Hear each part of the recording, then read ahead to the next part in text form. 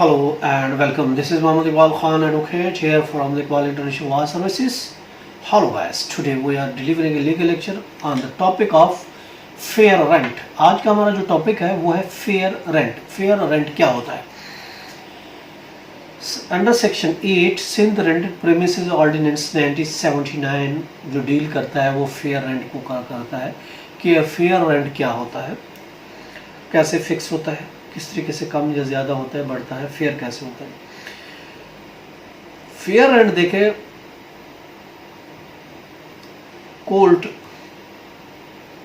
Fair rent मुकर्रर कर सकती है अगर काफ़ी अरसा से किराया नहीं बढ़ा और टेनेंट किराया नहीं बढ़ा के देना चाह रहा, तो फिर लैंडलॉर्ड के पास ये ऑप्शन होगा कि वो फेयर रेंट के लिए रेंट कंट्रोलर से रब्ता करे. वो रेंट कंट्रोलर से रब्ता करेगा, रेंट कंट्रोलर के पास एप्लीकेशन किस फाइल करेगा. अब फेयर रेंट किस बुनियाद पर, किस ग्राउंड पर फाइल हो सकता है?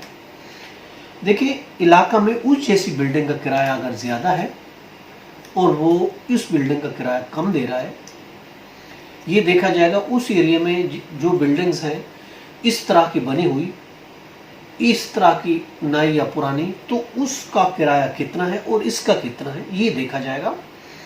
इसके अलावा ये देखा जाएगा जब से किराया बढ़ा है उसके बाद कितने कोई नया टैक्स का इजाफा हुआ है या नहीं हुआ, whether the new tax has been impose or not.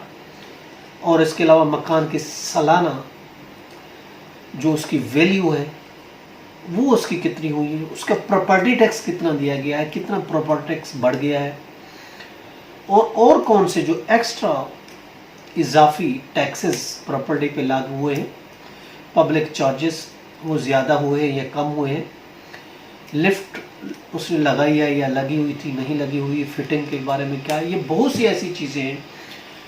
इन चीज़ों को कोर्ट देखेगी, एविडेंस कॉल होगी और उसके बाद फिर कोर्ट फिक्स करेगी किराया.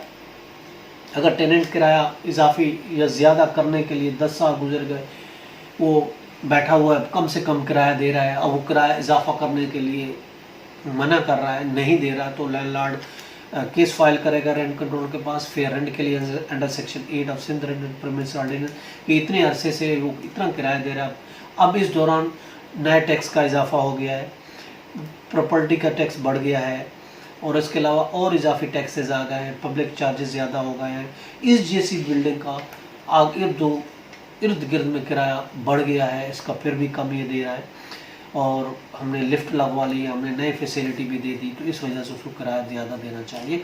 तो फिर एविडेंस जब देगा तो फिर रेंट कंट्रोलर उसका किराया फिक्स करेगा, इजाफा करेगा. लेकिन उसकी लिमिट ये है ऑफ द फेयर रेंट जो अंडर सेक्शन 9 इसको वो करता है, सिंध रेंटेड प्रीमिसेस ऑर्डिनेंस का सेक्शन 9 है डील करता है.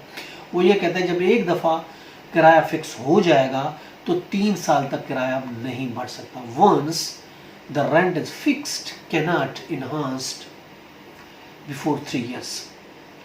और इस पर इजाफा 10% से ज़्यादा इजाफा भी नहीं होगा. 10% से इजाफा अगर एक दफ़ा फेयर रेंट फिक्स हो जाता है तो 3 साल से पहले किराया नहीं बढ़ सकता, पहली बात. और दूसरी बात यह जो किराया बढ़ेगा वो 10% होगा, 10% से ज़्यादा किराया नहीं बढ़ेगा. ये था हमारा आज का topic fair rent. Fair rent क्या होता है, कितना होता है. इसके साथ ही हमें इजाज़त दीजिए, कल नए टॉपिक के साथ फिर हाजिर होंगे. अल्लाह हाफिज़.